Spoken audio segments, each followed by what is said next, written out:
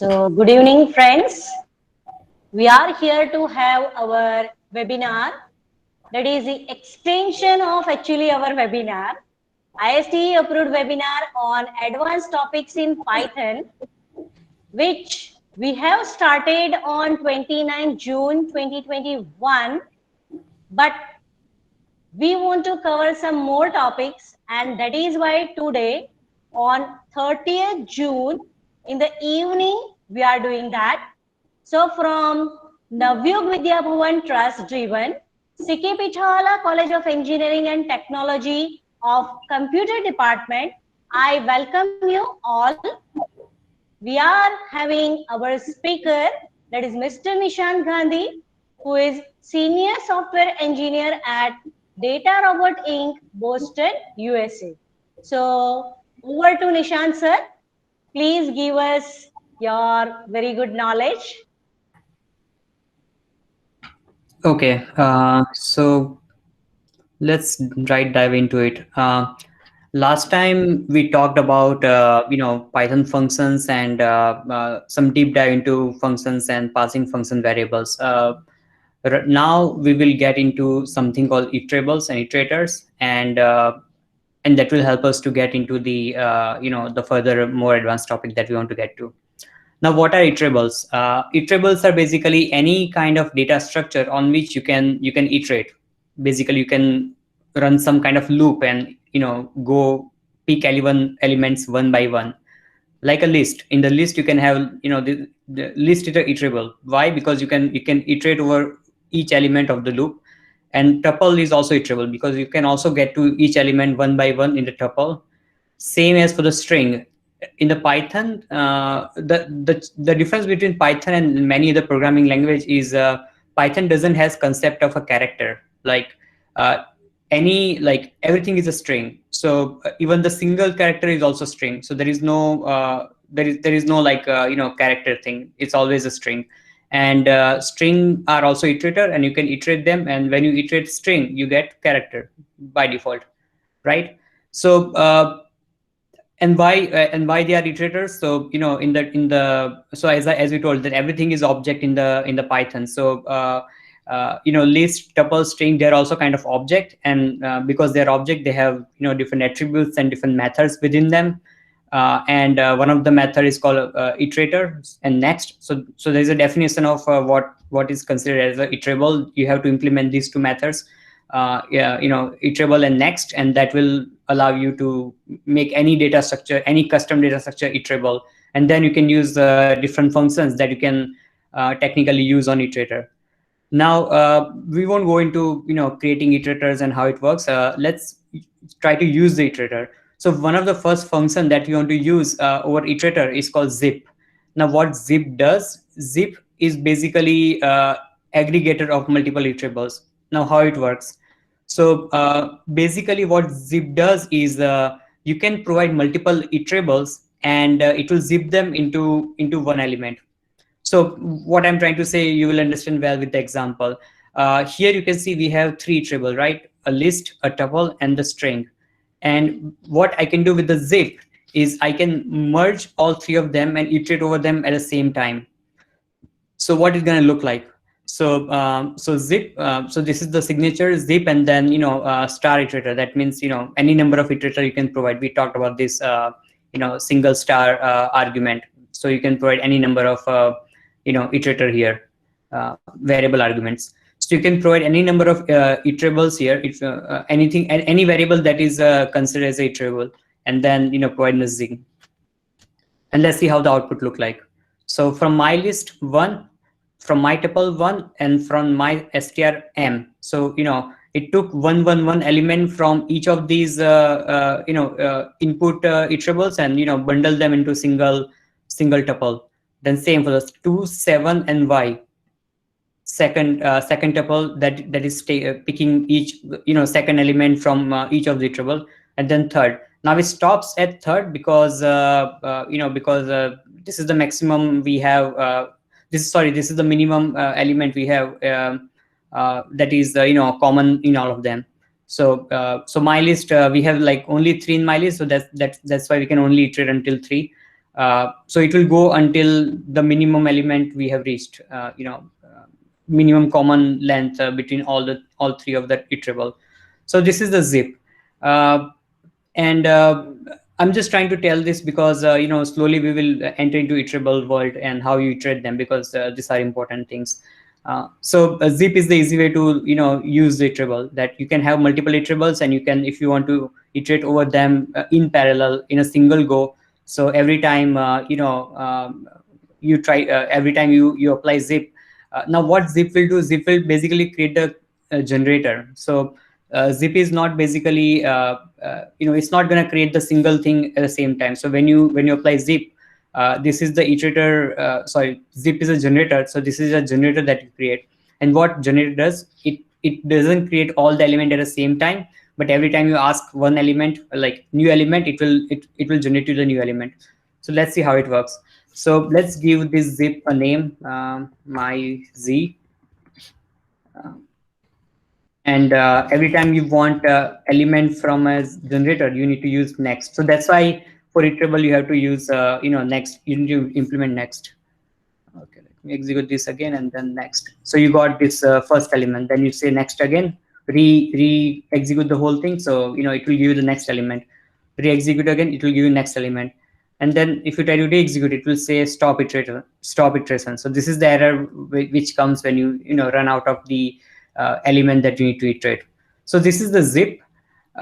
You guys are also familiar with the range. So range is also another generator. So here I'm passing one generator and one list, and both of them are iterable. You can use next on both of them, and you get the next element. So you can like 0 for m, because my string is my underscore zip. So 0m.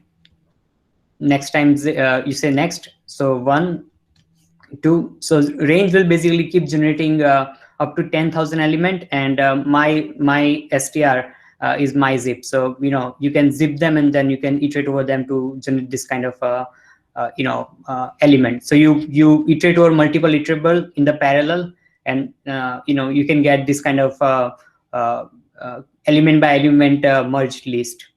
So this is something you can use with the zip. So zip is also generator, and you need to use next for that, and you pass multiple iterable here.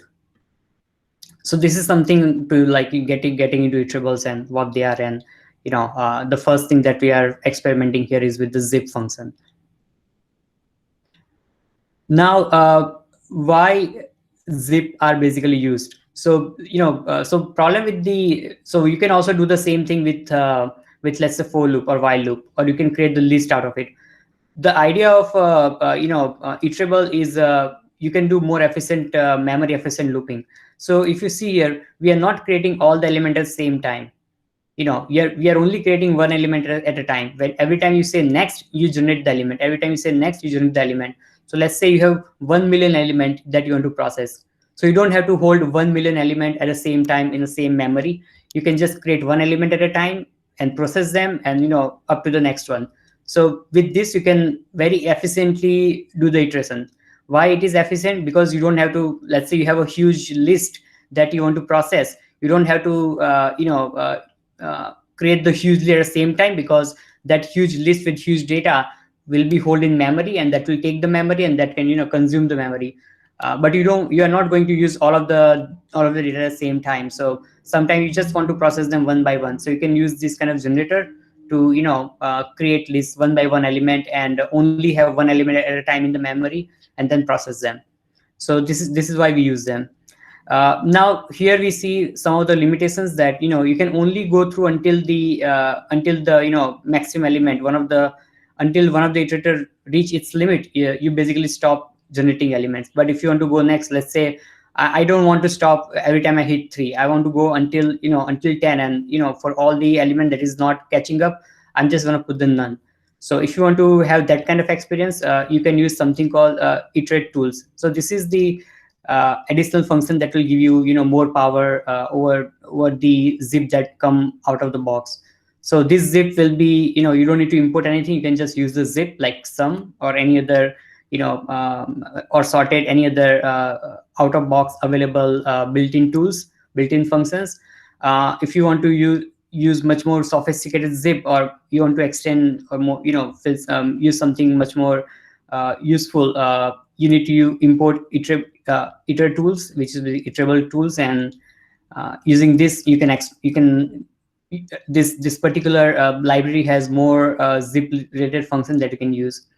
So one of them we are looking at iterate tool.zip longest. So it kind of makes sense that you want to go until the largest element, and if there are elements which are who's a sort of their individual element, you just want to fill with something. So this is the signature, zip longest, list of iterables, and then fill value equal to none. So by default it is none.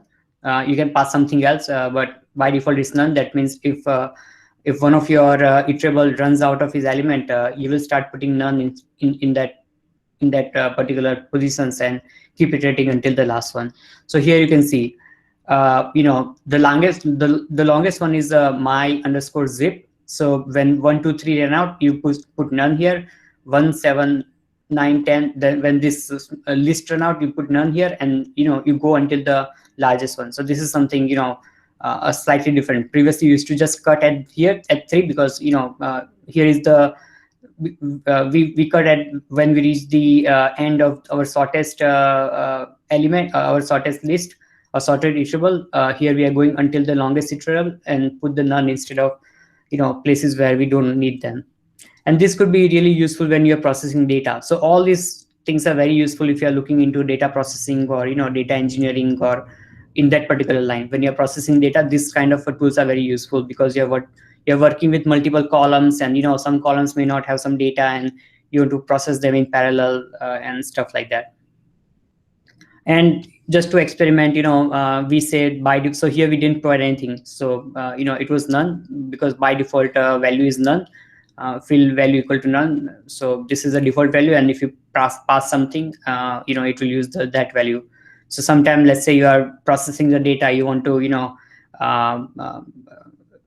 fill out all the empty spaces in your data set. Let's say you want to put 0, so you can say fill n equal to 0, and all those numbers missing, you will place them as a 0, or stuff like that. So you can do all these kind of things with this. Now let's let's look at something called take while. So take while means you're providing some predicate, and if this predicate match, then only you take the element. So here you say that take while lambda x, where x is less than 5. So this is your predicate. What is predicate? Predicate is basically function, and if function matches, you keep them. So you keep going until you reach value of x that is less than 5. So you start iterating, and you stop iterating at some point. And when you stop iterating, when this lambda condition turns to false. So you guys must be remembering how the lambda works, right? Lambda is a function, and in this case, this lambda function is designed to return either true or false. And based on this function returning true or false, we'll keep going. So we take one element, put that into lambda function, see the output. If output is equal to true, we keep going. Second element, put a second element into the lambda function and see what is the output, and output is true, we keep going. And as soon as we hit, so now we are putting the 6 into this lambda function, and that will output as a false. So this is the point where we stop. So this is what it is all about. Take while, like keep going until your predicate becomes false. And we know how lambda function works, right? So lambda x and x less than 5. So 1. So your input will be 1, and output will be 1 less than 5. That the output of 1 less than 5 equal to true. So this is the result. This is the return value, which is a condition. And every time there is a condition, it will always result into true or false. So here, every time in every iteration, it will keep taking one by one element from this list, keep putting them here, and then passing them into x, because lambda x, and then the result will be returned, and for each of the element. And here result is a return function, a return condition, which is basically true or false. So let's say put here 10, and we say that go until let's say 9. it went until 6 because 6 was considered okay. So this is something funky thing to know about. Now let's come to the main part. Comprehensions. I believe you guys have already learned the comprehensions. I'm trying to see what I can take on first, because some of the things you might have already learned and things that you have not learned. So let's study the things that you have not learned first, and then come to the let's do comprehension. It is very important. I don't want to skip this.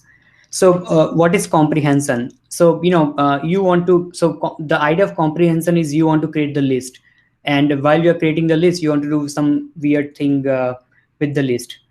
And what that is, so let's say you want to create a list which is a power of 2, right? So there are multiple ways to do that. One of the very Pythonic way to do is using the comprehensions.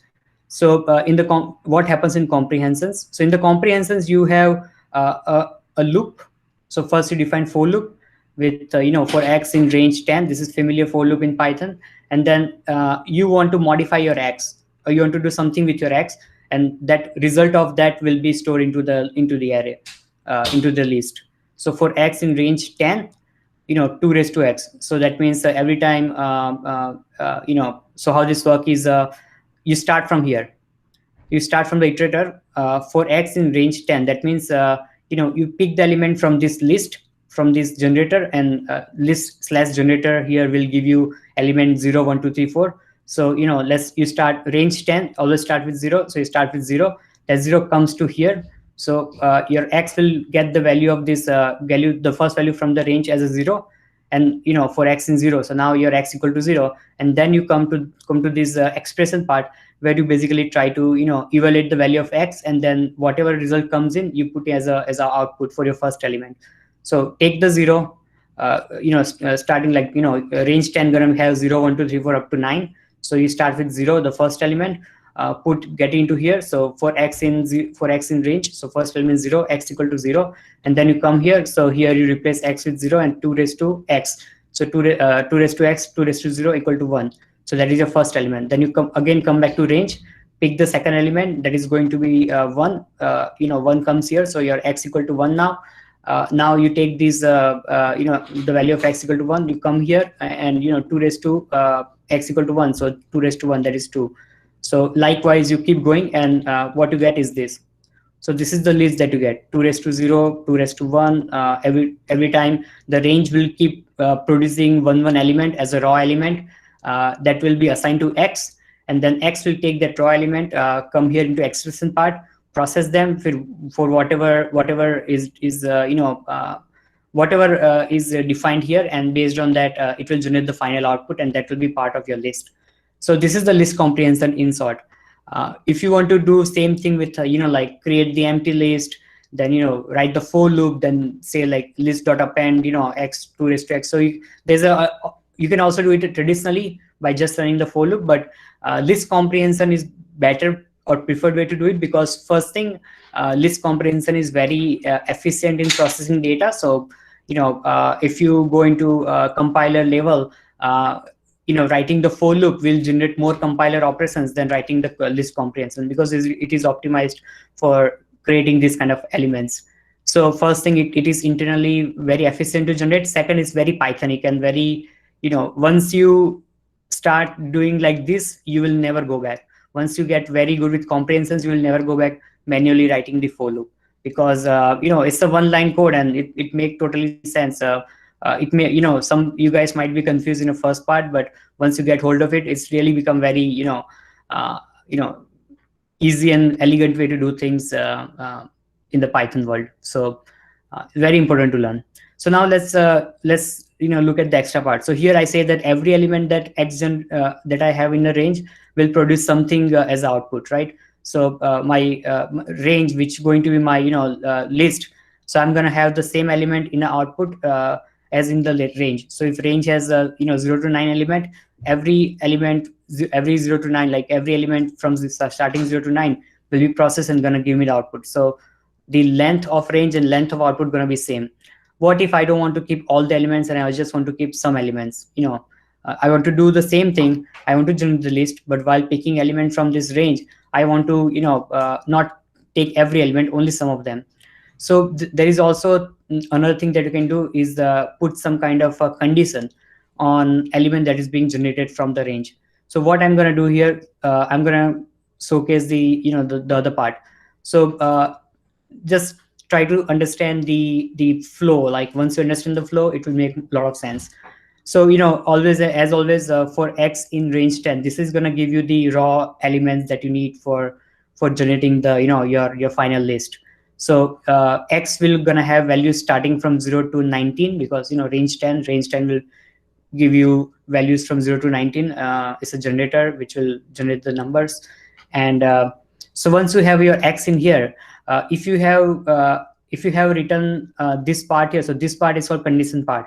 So basically every time you generate one value, it will, if you have defined the condition part, that value will be passed on to this condition part, and if this condition is true, then only it will go to the evaluation part, and then finally give you the value. So what we are trying to do here is for X in range 10, if X modulo 2 equal to 1. So this is a condition, right? It's a if, and there's a condition here. So that means the output of this part, this expression, this whatever this condition is always going to be either true or false.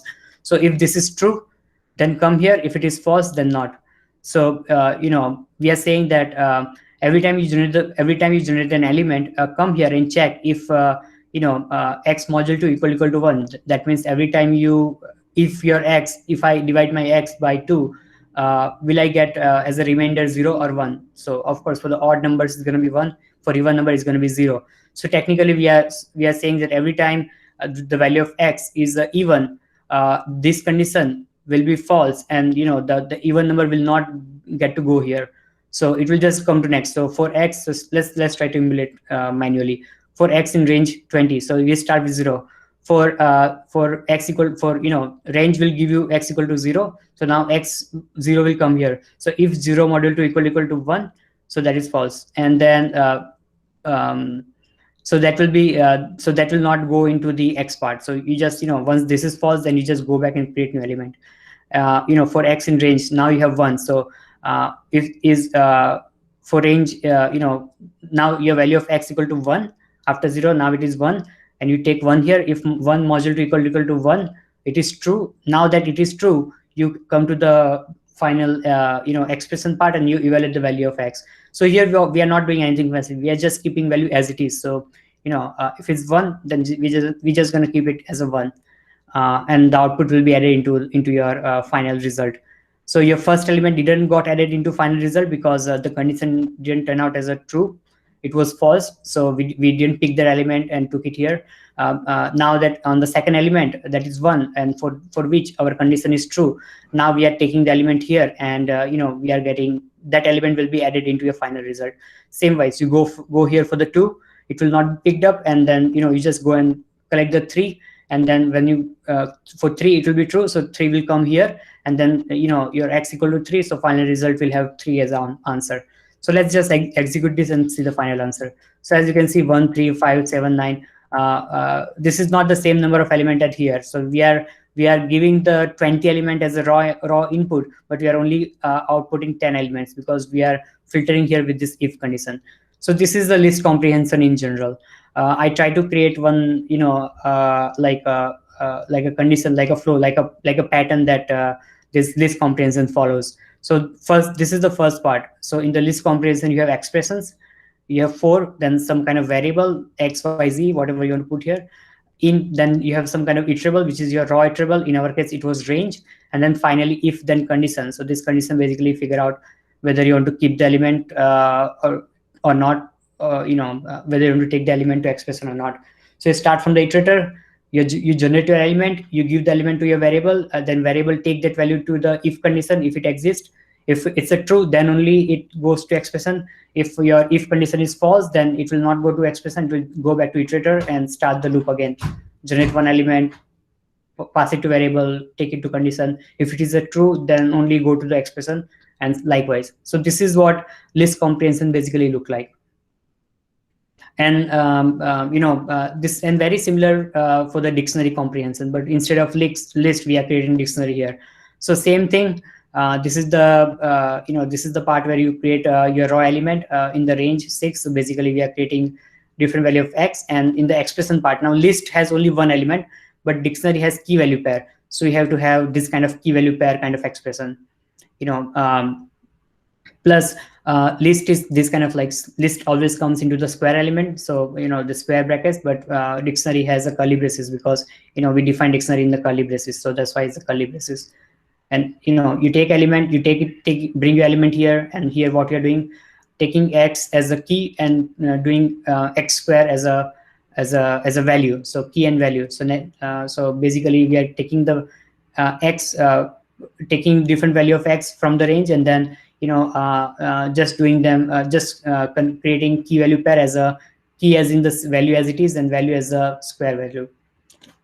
So you can see them for 0 1 1 1 2 4. So 0 1 2 3 4, all the element came from the range by x, passed in x as it is, and then the second part here was where we process x and created x square, so you can see them. And same again for x. So this is the generator part, and this is the evaluator, this is the condition part, and finally evaluator part. So generator part will generate x, condition part will figure out whether you want to keep the x or want to skip that one. If it is true, that means you want to keep it, and then we come to expression and basically do the square. So this was the list this is basically list comprehension and dictionary comprehension in general. If you remember this flow, it's really easy to understand and really easy to, if you practice a bit, you will really get good hold of it.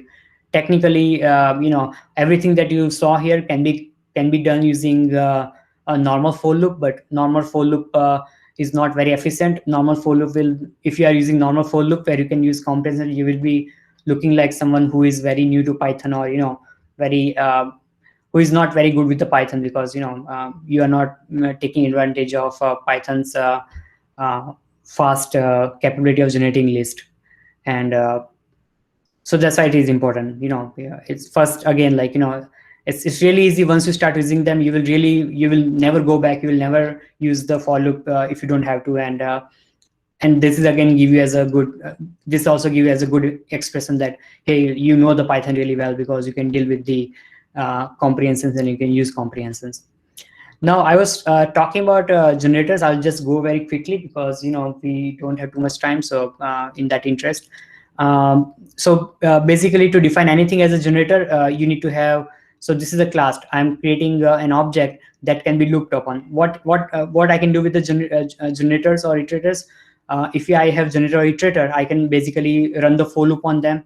So if I can only do for x in range 6, because range is a generator. If range is not generator, I can't do that. I can pass something very random and expect it to be able to iterate.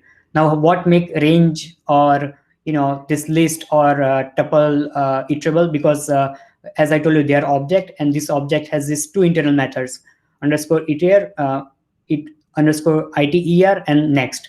So these are the two functions that must be implemented in your class to make them iterable. So I created this custom class first, and I initialize them. While initializing, this is a constructor, so I initialize them with some random values, and then I can iterate on them because I have implemented iter and next method. And underscore next, I'm just implementing them for Python 3 compatibility, because in Python 3 they got rid of this normal next and they use this kind of internal representation next, and I'm just calling the other next within this next to make it Python 3 compatible. So if it is Python 3, this will be used. If it is Python 2, this will be used. In both the case, it will be referring to the code in the Python. So now this is the iterable. So I'm creating the iterator here. So some will take list of elements and sum them. So because now my first n, it has a next and it has a iter, it will be iterable, and because it is a iterable, now it will give me the list, and I can do the sum on that list. Okay, so yes, I need to run this one first, and then this. So first n, what happened?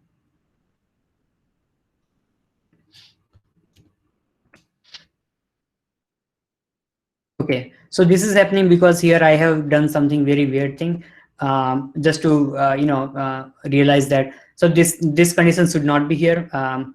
So what I'm trying to demonstrate here is you can anytime interrupt the next. So because next will in the next what you implement is a stop iteration. So stop iteration is the method where your iteration stops when you're trying to iterate something. And here I put some condition like random condition saying that if my current num equal to 3, then stop iterating. So every time iteration start with 0 and then 1 and 2 and 3, and as soon as you return 3, just stop iterating. And but the idea is you can do all this kind of funny stuff here. So you can control your iterable when it's to stop, and internally stop iteration is the condition.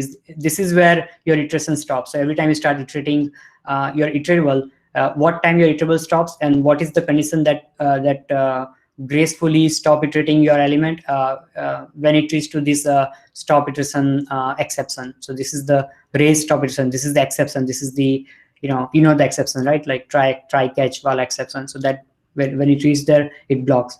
So you see I'm stopping at 3 all the time because I have put this kind of hard limit here. If I remove this limit and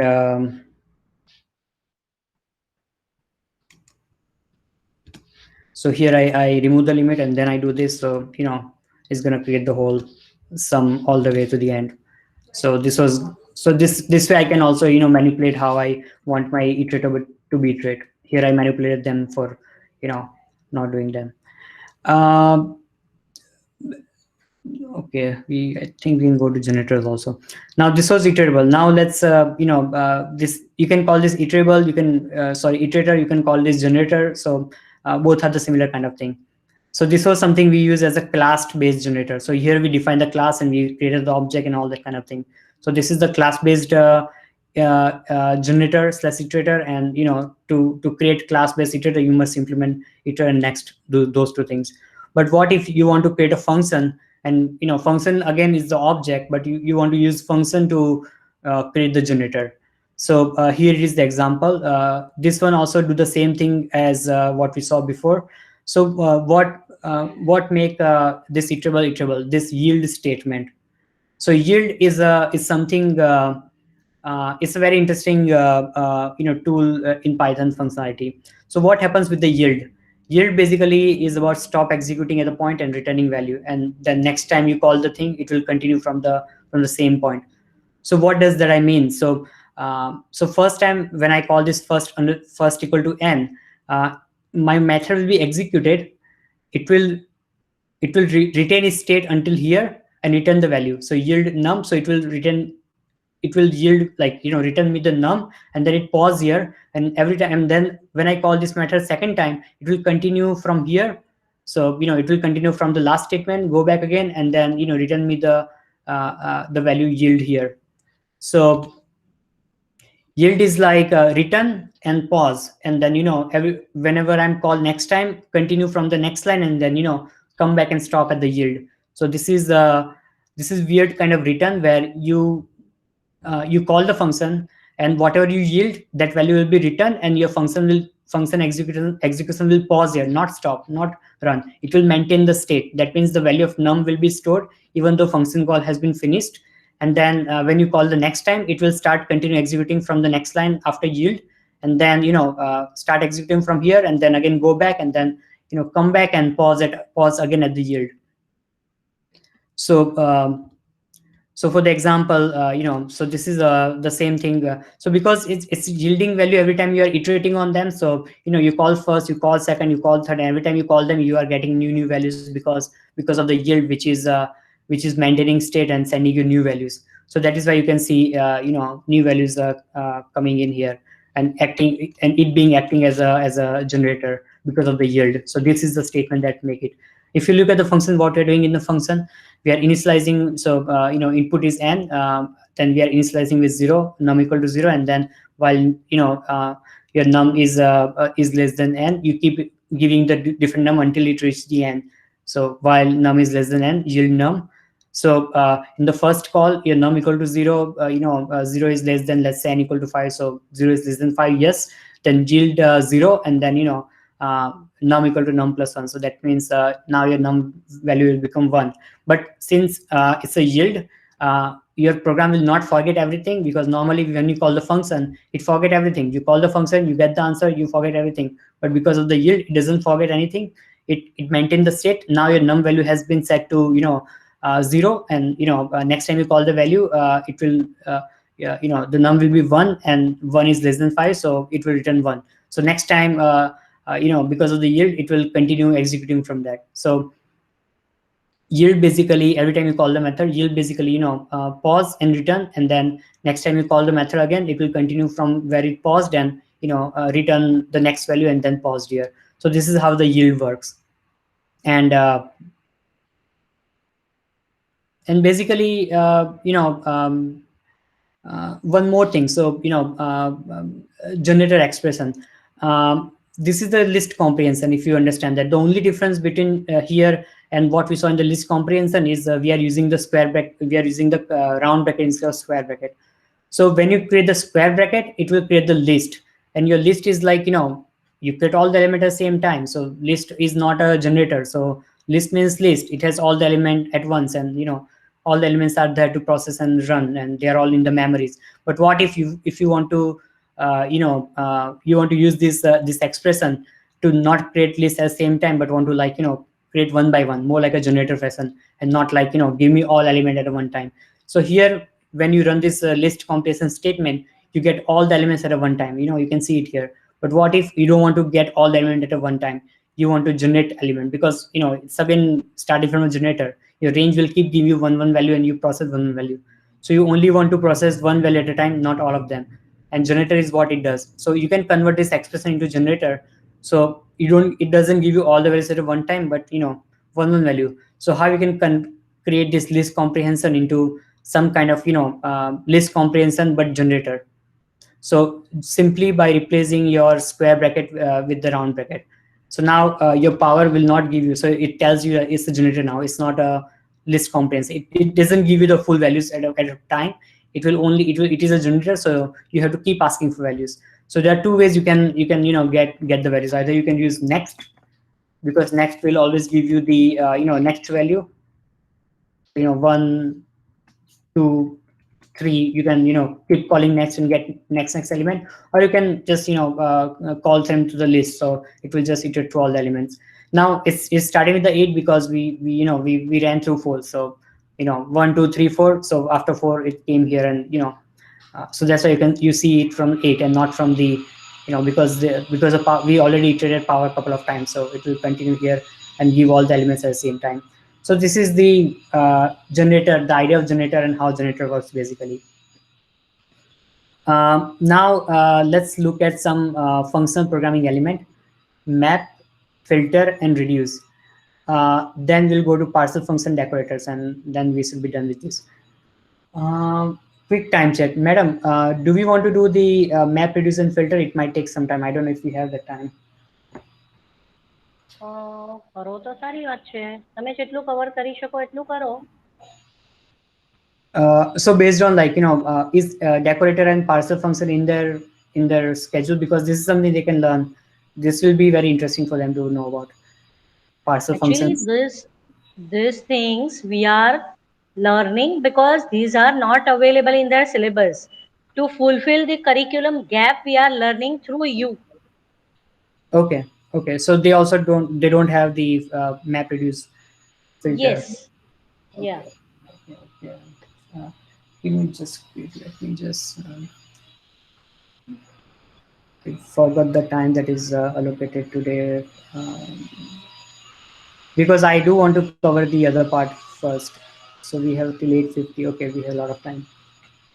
Yeah, that's reasonable. Okay, whatever you have considered here, at least that much we can cover. No issue. Okay. So let's keep diving. So let's learn about some of the typical functional programming, functional programming fundas, ideas, or methods that people use a lot. This is very important for the people who are getting into data science, because or data science or data engineering, anything with the data, because these are the things which are very useful in processing your data. And you have let's say 1,000 records, and you want to process 1,000 records, and you want to do some kind of manipulation with all the records. So you can write something called map, and then process them. So what map basically is, so mapping, if you know the mathematical map, from domain to um, uh, from domain to region, right? So D to R. So you have this one list, one iterable, and then you apply a method. So you apply some kind of transformation function, and then you get the same length of other iterable or list. Let's say, it can be iterable, it can be list. But the idea is that you have a source list, a list of elements. Then you want to apply some kind of function on each element, and that after applying that function, all your elements will be transformed into something else. So let's see how it works. So the signature of map has main, like, there has to be at least minimum two part. First part is a function. So what going to be the transformation function going to be that I'm going to apply on my data. And second part is going to be iterable. And iterable is basically a list on which you want to apply the function. So this is your domain, and this is your transformation function that will give you the region, and that will be your map. Okay, so let's first define our transformation function. So we want to define a transformation function as a upper equal to s dot upper. That means I'm taking a string and I'm converting my string into upper string. So I'm just calling s dot upper. This is the inbuilt function for the string. So input is a string and output is a string that is in uppercase basically. So this is my functions. Now I can use that, or I can also pass some kind of lambda function here. So I'm not passing lambda function here, just so to make things slightly easier. So inside the map, first part is the function that you pass, and here it could be lambda function, it could be some more complicated function like this. And then you pass all the the second element is the list, or some kind of list, or some kind of iterable. What map will do is it will take this element one by one from the list, apply or pass that element through this function, and whatever output comes out, it put it as a result. So sounds more like a list comprehension, right? Where we in list comprehension also we do the same thing. We take the element, pass into X, and then process them and generate the result. So map is also very similar. You take element one by one, pass it through this any kind of transformation function, and finally whatever comes out as a result, you store the result. Now with the list comprehension, you normally write some very small, easy to use function, like something like very easy. But in the map, you can actually pass any kind of complex functions, and any kind of complex processing that you can do in the map. You don't have to pass something simple. It could be like 50 line of complex post data processing function that you do 50 conditions, and do any kind of weird thing that you want to do with your data. The funda of map is basically simple. Map will have minimum two input. One input is the mapping function, and second is the list on which you want to apply the mapping function. Once you have the list, each element of the list will be passed into this mapping function, and based on the the return type, or whatever mapping function returns, that will be put as a final output. Something very similar to the flow is very similar to what we saw in the list comprehension. So so this is what map is about. Mapping is one-to-one. One-to-one means for every one input, you will have one output. Okay. So if your input is of a length 2, so here there are 2 elements, your output will always have 2 elements. No more than 2, no less than 2. So map will always create one-to-one. That means every one element will be mapped to one output. One input will be mapped to one output. So if you have a list with, let's say, 50 elements, you will have exactly 50 50 element output list. So this is something that you must remember about the map. It's always one-to-one. Filter, as name suggests, it filters the element, and very similar to what we saw in the map signature. There is a function and there is a iterable. So here is our function, and the special part about the filter is the function will always return either true or false. Why? Because true and this function's return value, which is being true and false, will help us tell whether we want to keep the element or we want to filter the element. So here is a simple use case. So you have a filter. You have this function called isEven, which basically tell you that whether whether the element is even or not by passing the value inside here. And then you have this range of 10, which is basically generator or list or iterables, right? So this range of 10 gonna give you 0, 1, 2 up to 9 elements, and is even will give you true and false output based on the input.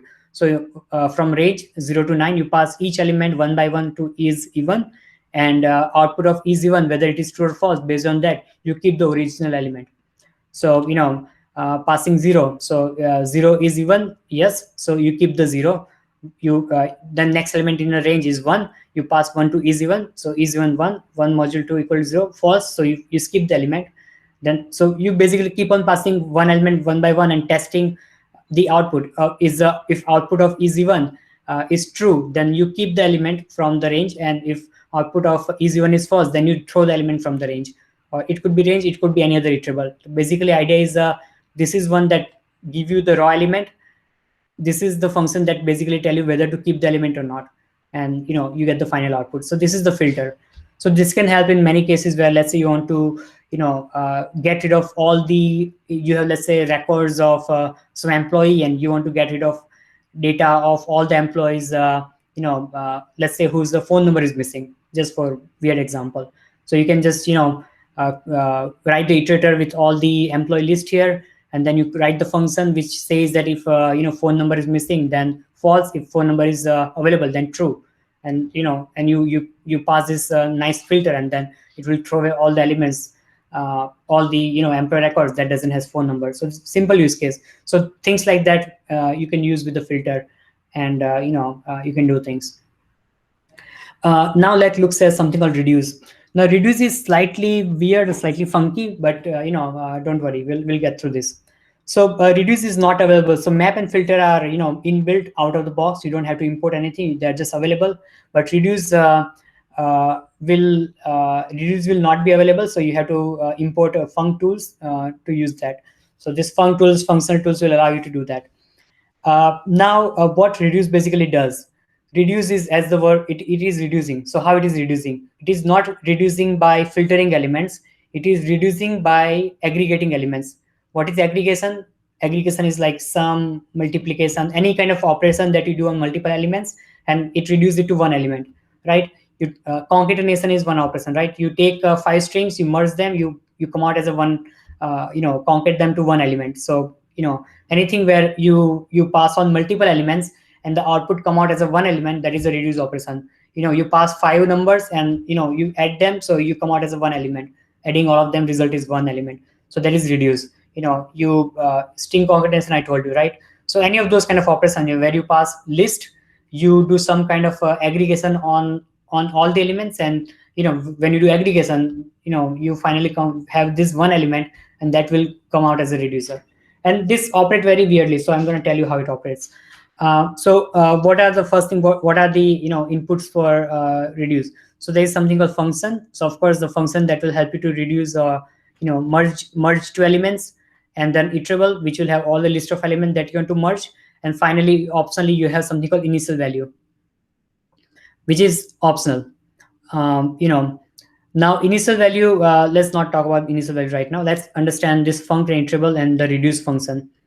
I'm not defining my reduce function. I'm just importing some reduce function, and this reduce function is basically concat operation of string.concat. So what happens in reduce? So first thing, you start with the list. This is your input. So what it does, it takes, so in the first round, in the first step, it takes first 2 elements. It actually start with only one element. It take the one element, pass the one element to this operator concat, and what output comes out as a simple A, because concat A with nothing is A, like only one string. So now output of this first iteration is A. Now what happens? Now I take the second element. And output of the last operation. So what was the output of the last operation? Simply A, because we had nothing else to do with the A. So the output of last operation and second element or next element. So these two will be given as an input. So output of last and this new element as an input. So now you have A and BB as a two element as an input. And what is the output? ABB. So that is your output, right? Because it's a concat function. So 2 input in concat function, my previous value, my previous output, and next element. right? So this is the second iteration. Now we are going to C. Now for the C, what happens? It takes it takes the output of last time. What was the output of last time? A, B, B. And now what is the next element? C. So concat A, B, B and C. So now you have C. So this is how the concat operation works. And you get finally output as a sorry, I need to import this, and then final output is a A, B, B, C. So this is how the reduce function works basically. I can have something like a sum.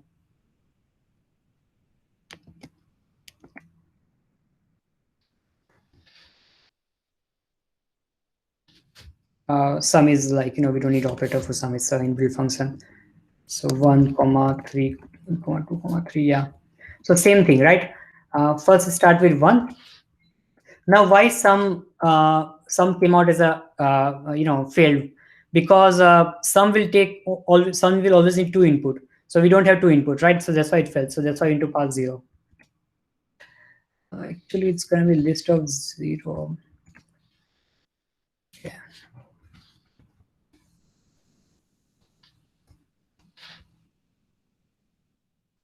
Int object is not iterable.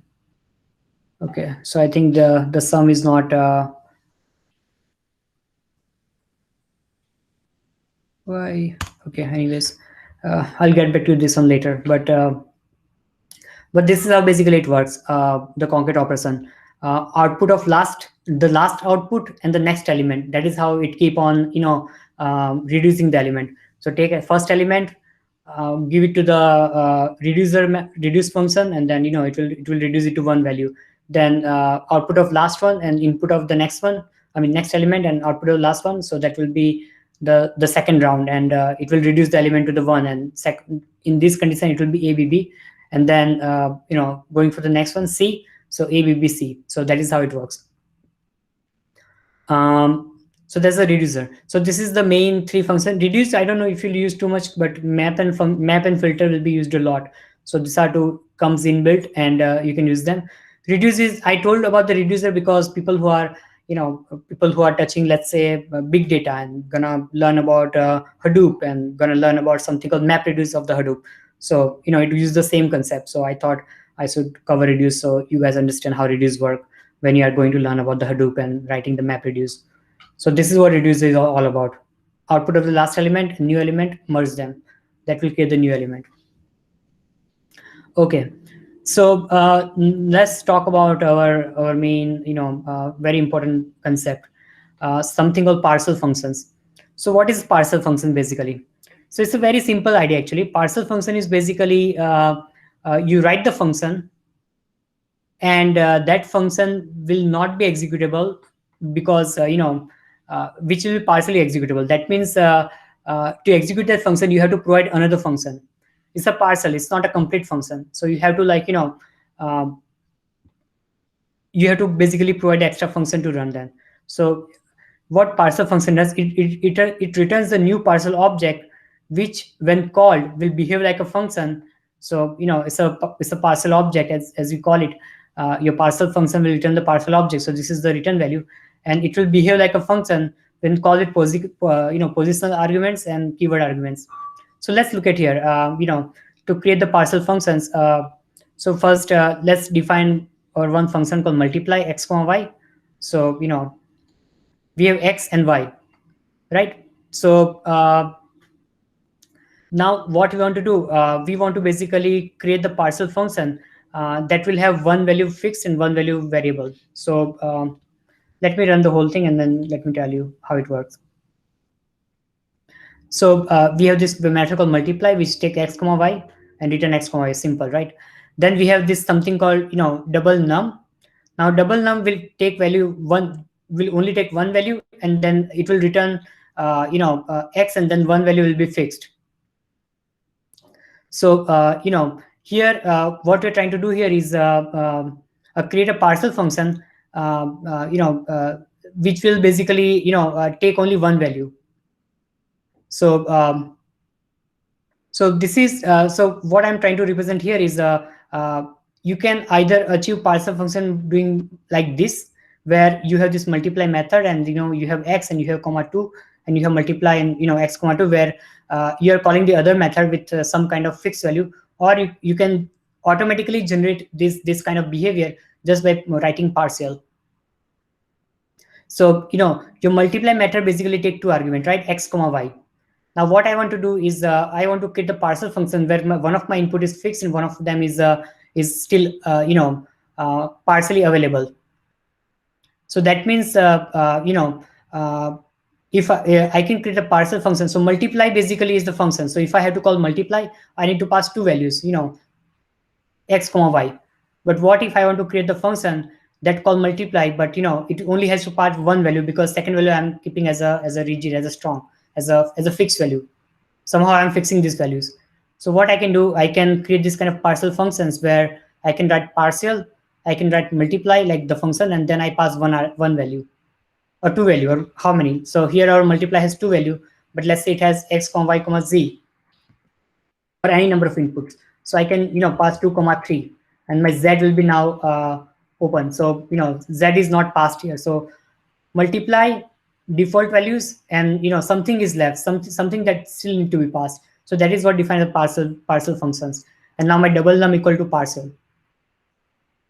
Now this behavior is very similar to if I want to, let's say, replicate my partial variable partial function behavior. This is how I can replicate the same thing without using partial. So this partial, this thing and this thing are the same thing, right? So what basically we are doing, we are calling this multiply function, and we are partially setting some values fixed, and allowing the rest of them to be passed through other function. So so what we have this multiply function, basically x into y. So you multiply two variables. What I want to define as partial variable is a double num, like double my value every time I so whatever input I give, double that value. So technically input into x, like multiply by 2 basically. So what I'm doing, I'm calling the multiply method, and I'm fixing the x value as it is, and then I'm passing 2. So because it's a double num, that means in the multiplication operation, if it is a double, that means only one is a variable, because double, that means 2 is going to be fixed. The second part of multiplication going to be 2 because it's a double. So multiply x comma 2. So here what I created partial functions that that has some values that is basically derived from some other function. And what I'm doing is for that other function, I'm setting up some variables as some input argument as a fix, and then allowing the partial function to fill out the rest one. So this kind of look like an inheritance. Something is already fixed and something that I have to pass extra to make it complete. So this is how the partial functions are basically created. Partial functions, if you look at into the basically like the original idea is you have this one function, and somehow for some reason you want to create other function that will be calling the first function, but with some part as a fix and some part as a variable. So I have this very generic method called multiply, and I want to create another method which is basically double my number. And what I'm doing, so because I have multiply, I can create a partial function by applying partial. So partial multiply comma 2. So what this will do, it will take the multiply method function, it will use that multiply method, and then and partially pass the argument. And so 2 is partial argument. So my double num is effectively the function that is calling the multiply with one argument already set. So I had to pass with the double num, I had to pass rest of the argument to to make the call. So so double num equal to partial multiply comma 2. That means double num is basically calling multiply method with one input already fixed as a 2. So when I call double num, I only have to call the second method. And you can see how it look like here, like double num x. So when you pass one extra number here, that will basically return the execute the multiply method 2 comma x. So this is how you can create the partial function. And this is more like you are deriving one function from the other function, or you have very generic function and you are creating some kind of specialized function. So which has only some value already fixed, and you only have to pass some other values. So same for the triple num. So I want to triple my number. So what I can do, the default way, or the other way is I can just do this def triple num x return multiply, and whatever that one number that I have to triple, I just keep it as a parameter, and I call multiply method with 3 as a fix, and whatever pass along, I just pass along to multiply and get the result.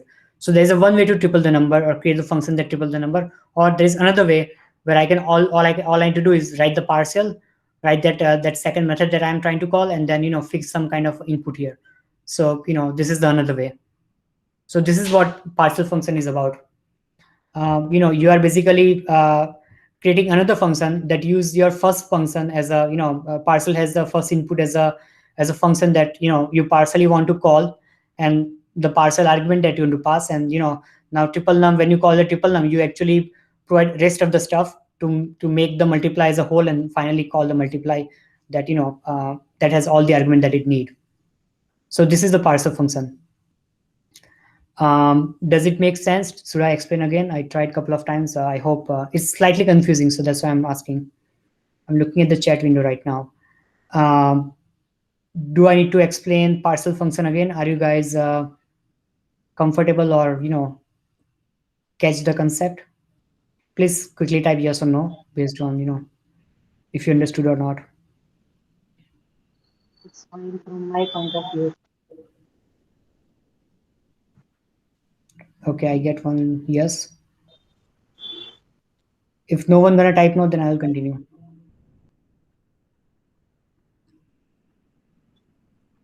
Okay. Well, that was a stupid question. Your people who want to skip will say yes, yes. Anyways, okay, cool, guys. So I will assume that you guys understood, and of course you can re-refer this whole thing and revisit the whole thing. So now let's come to something much more funkier called decorators. So what decorator is? So first thing, decorator is not some kind of inbuilt function or inbuilt like some kind of methodology or some kind of decorator is basically a software design pattern. That means we are using same old method, but we have created this very funny pattern that we call as a decorator. And what decorator basically does, decorator basically dynamically alter the functionality of your function, method, or class, or whatever that that you're using with. So what does that mean? So let's say you have this one function that behaves certain way, and then if you want to change it, you can apply the decorator to change that behavior. And so let's look at the example, and then we'll talk about why Python is able to, why we can do the decorators in the Python and not somewhere else.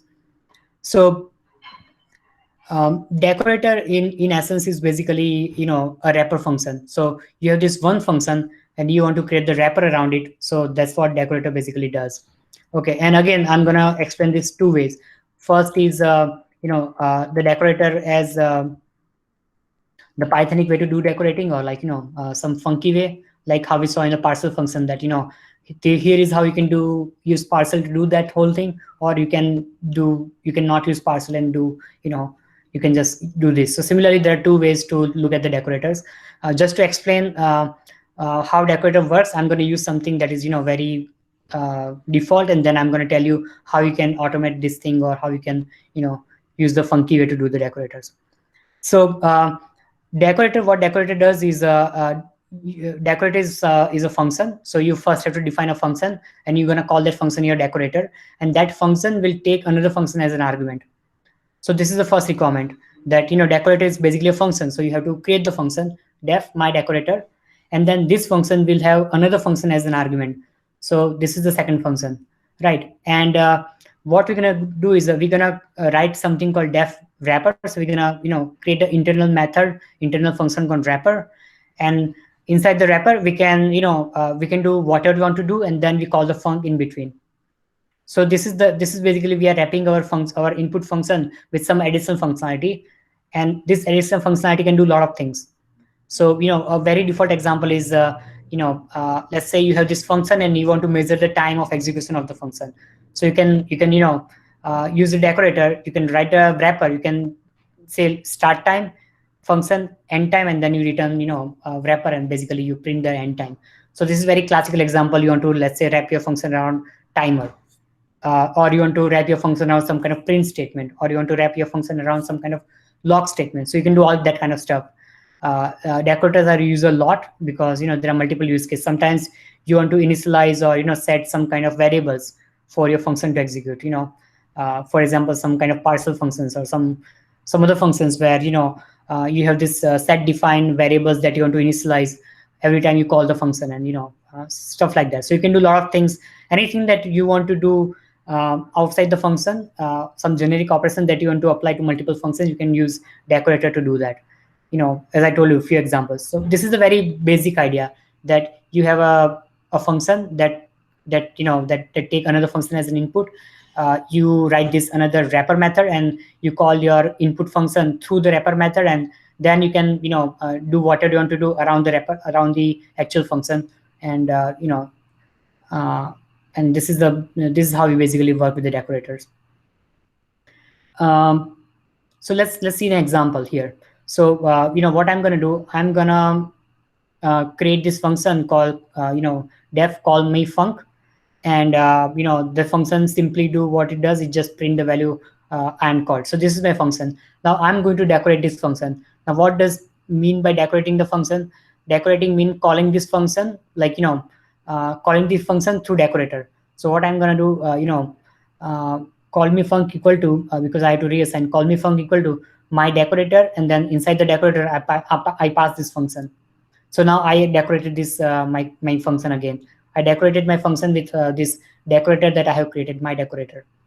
Now what basically happens, call me func is assigned to this func, and this func is now this func is basically call me func, and that call me func is here, that is being called somewhere here, and there's a print statement before and after. That means because of this decorator, there's going to be a print statement. Then I'm going to call, I'm going to execute this call me func, and then I'm going to print another print statement, and then I'm going to close it. So basically my call me func has been, I'm calling call me func as it is, but now because there's a decorator, there's a wrapper, and because of this mechanism, it's gonna do something extra that is defined in the wrapper outside the func. So here I'm calling call me func, and you can see checking in, that was this print statement, func I'm called, and then printing checking out. So this is checking out. So this is basically concept of decorator, that you can take a function and you can that pass function to decorators, and decorator basically will eventually call the function, but do some extra stuff around it. So this is a signature, a decorator and the wrapper. So now now we saw this we saw this decorator defined like that, right? And while calling the decorator, what I did, I basically reassigned the decorator, like my decorator call me func, and then call me func. That means I did some overriding of the function. So I rename the function call me func, or rewrite the function call me func with the my decorator, and then basically replace original call me func with this decorated call me func. Now you can do similarly with something like this, @ and then the decorator function name. So so instead of doing this thing, which may look a bit bit weird, bit dicey, and bit not so friendly, what you can do is you can do this kind of decorator. So every time you define the function, if you want that function to be wrapped around some kind of decorator, so here our decorator is all about printing, checking out, right? But it could be log, it could be timer, it could be anything. So instead of doing this, what you can do is you can do something like this. You have this typical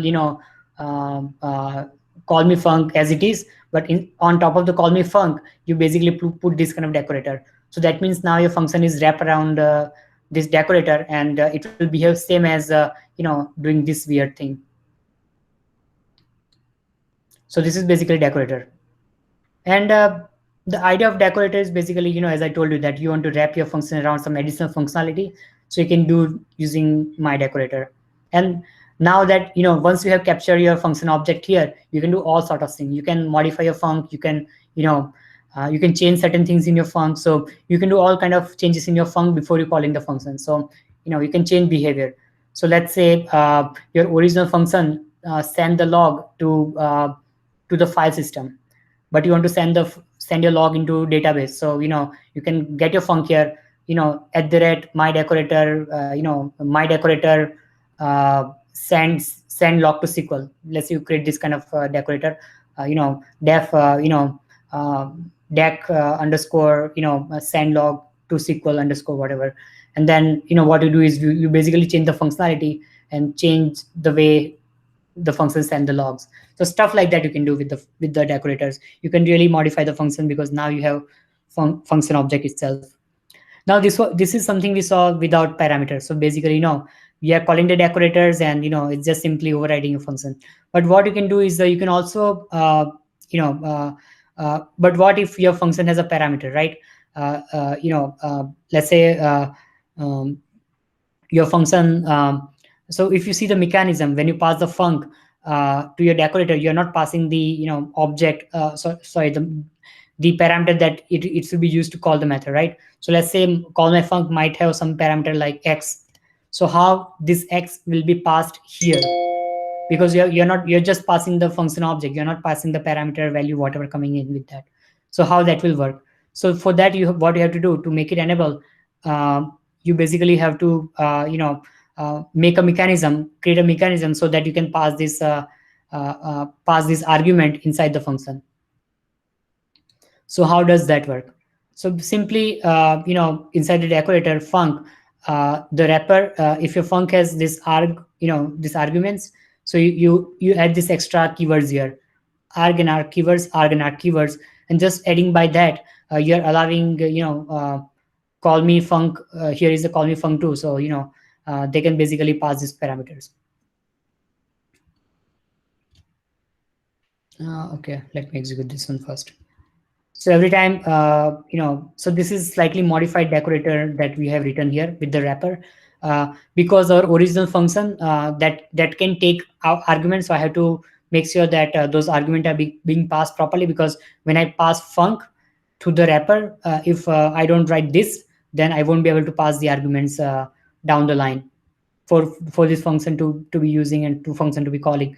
So that's why we are adding these arg keywords and arg keywords, so that every time I call my function with some parameters, those parameters will be passed on, from here through wrapper, and finally they are being used while calling the function. So so this is much more modified than the final version that we used to be using while creating the decorator, adding these argument keywords and arguments and argument keywords, so that I can pass on these things along the line. Because effectively, if you think about it, what we are returning the wrapper. And if our wrapper has no, if our original function has this kind of input variables, input arguments, and we are modifying our original method with the wrapper. And if wrapper doesn't has those, then it will not match, right? Whatever, if my call me func has the my call me func 2 is going to be replaced with the wrapper.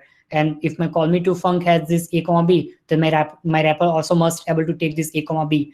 And our original definition didn't have that; it was empty. So that will not work. So because of that, we have to do this. So this is the original idea of decorator, that there is a wrapper function, and we call it decorator, and then we can do different things around the function before calling the function, and and to get your function being wrapped around decorator, you use something like this, @ and then name of the decorator. And here your decorator is only fancy function that return other function called def wrapper. And basically, if you think about that, your original function is being replaced with this wrapper function. So your original function is kind of like reference to original function is gone, and now after putting a decorator, your call me func is basically now referred by this wrapper function, and this wrapper function actually called the original function that you wrote here. So so this is what exactly happening. So your call me func1 will be basically replaced or basically override by this wrapper object internally, and because your original object had a parameter, your wrapper also has to have parameter to match and take the input. So that is the decorator. Now let's take a very small example here. So example here we're gonna take is about authorizing. So let's say you are creating some libraries, and that library can be only called by authorized user, and for each user you have given some kind of token. So every user has a token that is his password, and if the guy is providing valid password, then only execute the method. So this is our use case. So how we can use some kind of wrapper or decorator to use that. So here this is our function foo. It takes token as a the token to validate the user, and then the actual parameter that it used to compute. Assume this is as a super secret some method that has to pass. You have to pass the password in able to compute this. So you can always, in every method, you can go ahead and write some kind of complicated, validation logic in every method, or there's a very elegant way to do that using wrapper. And so what you do here is, um, we have this authorized user. So same, this is our decorator, and that takes function as an argument. So every function will be given as an argument. Now our function has multiple variables, so that's why our inner or wrapper, you can call it inner, you can call it wrapper, doesn't matter. It has to have args and keywords too, so that you can also take read on this token a comma b comma c. And then what we do is, if you remember, you can take token as an argument, you can verify the token, and then you can tell them whether if token is not my secret, then unauthorized user. So this is how basically you are wrapping this foo function around this kind of a method that basically validating that whether token is my secret or not. Now we are calling the function. It says that it returns a none on calling foo. So you call the foo with 3,5, and you say guess password. So it says unauthorized user and return none, simply saying that we can execute this. And in the case of bar, where we actually pass the token as my secret, it's a true, so it returned the value high, which was what is the return type. So this is how basically you work with decorators. So does decorator concepts are clear? This was the last topic, and I think we might, or we are already out of time. Okay. So that's all, guys. Thank you very much for joining, and the recording will be, of course, available through me, madam, and I will also share the. Actually, I mean, already have the link to this Jupyter notebook, so you can practice by yourself. Thank you very much, Ami, madam. Over to you. Thank you, Nishan, for giving the deep knowledge about advanced topics in Python. And students must have understood that why you have started with functions, and then after you have taken all these things. So because of those functions basics only, they could learn all these topics. So though we can understand that you have taken 2 days, but still they could understood it better, I believe. And in future also we'll be having more workshops with you, Yeah, right? happy to come back. Yeah, that's great of you that you are always ready to work with us and provide your good knowledge to our students. We are thankful to you for that. Students, can you write the feedback in the comments? Sir can see that because people are not speaking. That's what I have seen yesterday. But at least people can comment. Yeah. Please, please, please comment. This is important, because people who are data science, data engineering is really hot right now, and if it like Python is what people use. Even SQL is not more enough for data engineering roles right now. So Python is like must have in today's world if you're touching anything with the data. You may use Java for software engineering if you're on that path, but if you're going even in the data field, data science, data engineering, data analytics, Python is the must. So that is the motivation and the reason why we should learn the Python.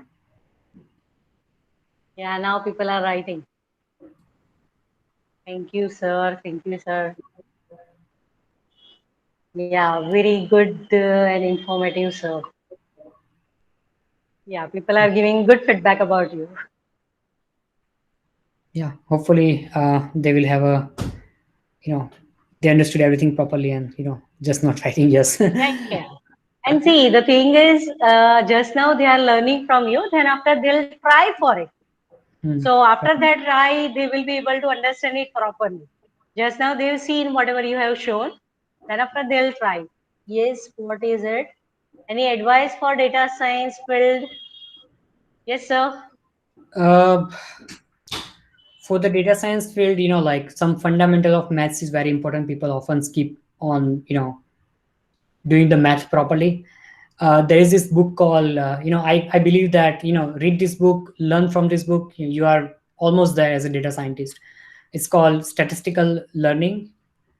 It's a very standard book. I forgot the full name. I'm just looking up. I think I'll get the full name. Yeah, I'm talking about this book because this book will give you all the fundamentals, and then it's the introduction to statistical learning. And with the R, with the Python, you can use R is also another programming language that data scientists use a lot. But this will basically create all the fundamentals that you need, because what happens is people often start start doing reading the blogs and videos and start typing and don't understand what is actually happening in the real world. And in the real world, it's not about building the model, it's about understanding the model, understanding data, and really make the use case about it. So if you don't understand why your model is behaving certain way, or what need to be fixed, and why certain model act certain way, and all that kind of stuff. So it's very scientific, and you can't just write 3 commands and your model is working. That you may do something, but that will never be useful. To make it useful, data science is not just about building the model. It's a lot more than that. You need to have domain knowledge, you need to have knowledge about models itself, how it work. And finally, you also need to be able to learn debugging the model, basically, as you call it, like understanding why your model is behaving certain way. Because if to use the AI, you need to trust the AI, and if you can't trust the AI, then no one gonna deploy or use them. And to bring that trust, you need to understand how it works. So that's why. So I say that just don't learn some just go through this kind of tutorials which give you like, read this file line and your model is built. That is not how world works. You need, if you're really serious about data science, then you must learn about this, learn the basic. I think this is the name of the book, Element of Statistical Learning, or Introduction to Statistical Learning, one of those. It's a yellow colored book, and everyone read that. You'll go online, a lot of people will tell you that read this one. Yeah, okay, sir. Thank you. Okay, so any questions, students? Or otherwise we can leave.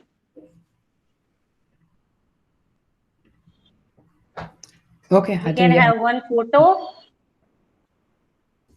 If you do not have any doubt, you can open your webcam and we can have the photo. Do you have webcam? Please open if you are having. Yes, Devki is there. Yes. Others? Yes, Kishan is there. Yes. Urvish. Yes, anyone else? Camero. Kimi has left. No issue. Whoever has opened, we can have the photo. Let me take the photo. Just a second. Eight second. Let me have that. Save it.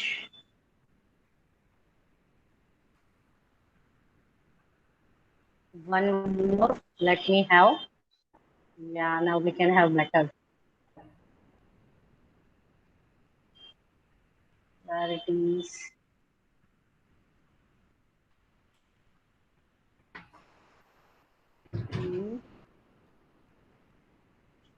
Yeah.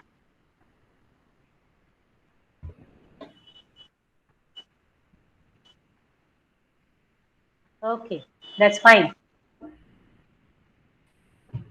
Thank you, Nishan, and goodbye. Bye, bye, guys. All of you can leave.